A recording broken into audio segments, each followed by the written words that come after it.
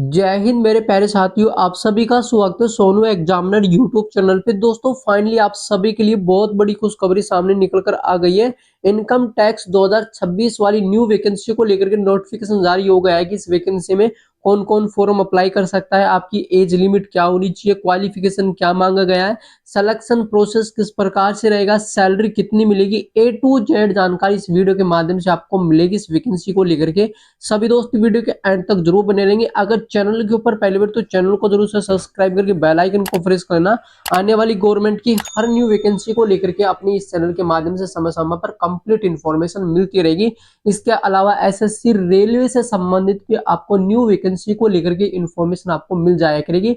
तो चैनल को जरूर से सब्सक्राइब कर लेंगे और वीडियो को लाइक करके आपके दोस्तों के साथ जरूर से वीडियो को शेयर भी करना है।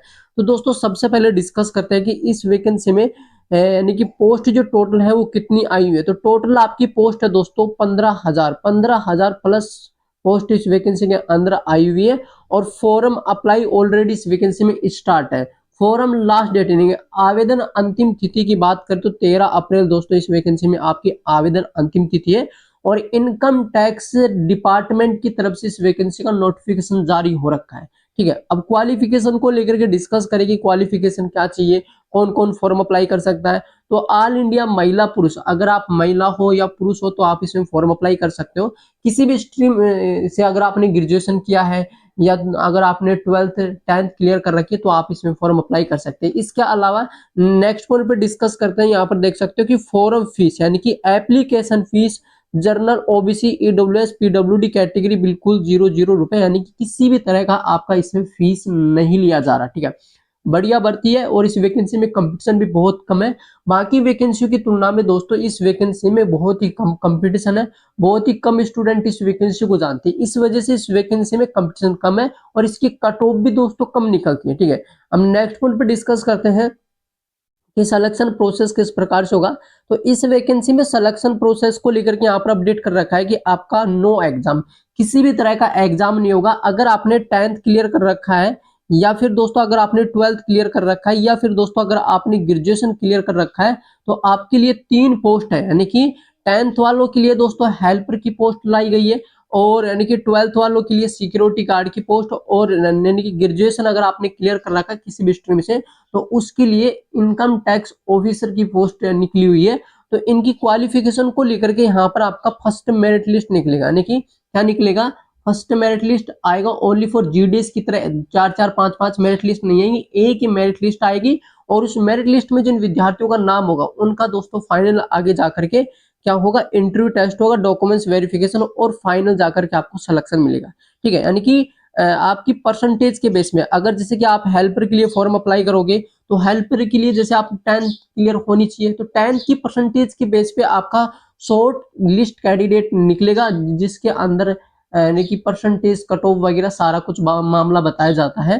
तो उसके अकॉर्डिंग दोस्तों यहाँ पर नेक्स्ट वन पे यहाँ पर आपका क्या होगा, यानी कि इंटरव्यू, डॉक्यूमेंट्स वेरिफिकेशन और फाइनलिस्ट वैकेंसी में ज्वाइनिंग मिल जाती है। अब नेक्स्ट पॉइंट पे डिस्कस करते हैं कि यहाँ पर आप देख सकते हो कि फॉर्म अप्लाई को लेकर के कंप्लीट प्रोसेस कुछ इस प्रकार से रहेगा। स्टेप बाय स्टेप आप इन चीजों को फॉलो करो तो आप इसमें अपने मोबाइल से फॉर्म अप्लाई कर सकते हो। नेक्स्ट पॉइंट पे डिस्कस करें कि फॉर्म अप्लाई के लिए इंपॉर्टेंट डॉक्यूमेंट ये आपके रहेंगे, यानी कि एक पासपोर्ट फोटो साइज, सिग्नेचर, आधार कार्ड, क्वालिफिकेशन यानी कि आपने क्या कर रखा है वो आपकी यानी कि 12th कर रखी है या फिर अगर आपने किसी भी स्ट्रीम से ग्रेजुएशन कर रखा है तो मार्कशीट चाहिए। इसके अलावा कास्ट सर्टिफिकेट चाहिए, एज प्रूफ आईडी चाहिए। ठीक है, इसके अलावा कंप्यूटर सर्टिफिकेट यानी कि ग्रेजुएशन वाले स्टूडेंटों के लिए कंप्यूटर सर्टिफिकेट भी मांगा जा रहा है, वो भी आपको यहाँ पर तैयार करना है। इसके अलावा नेक्स्ट पॉइंट पे डिस्कस करते हैं।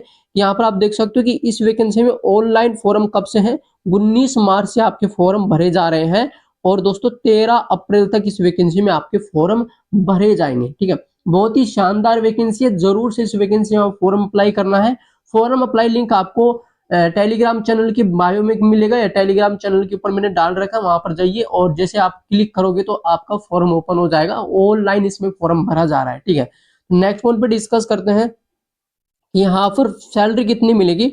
तो सैलरी को लेकर के यहाँ पर देखो कि इन हैंड जो आपको सैलरी मिलेगी, स्टार्टिंग सैलरी आपको 60,000 यानी कि 60,000 सीजीएल वाली जो इंस्पेक्टर इनकम टैक्स डिपार्टमेंट वाले हैं उनको दोस्तों 60,000 इन हैंड सैलरी मिलेगी। और 12th लेवल के अकॉर्डिंग अगर आप इस वैकेंसी में सिलेक्शन लेते हो तो आपकी सैलरी 40,000 प्लस होगी। और इसके अलावा अगर यानी कि नेक्स्ट पॉइंट पे डिस्कस करें कि 10th बेस पे अगर आप इस वैकेंसी में सिलेक्शन लेते हो तो आपका 25,000 रुपए इन हैंड इसमें सैलरी मिल रही है। एज लिमिट की बात करूँ तो एज 18 से 35 साल इसमें एज मांगी गई है।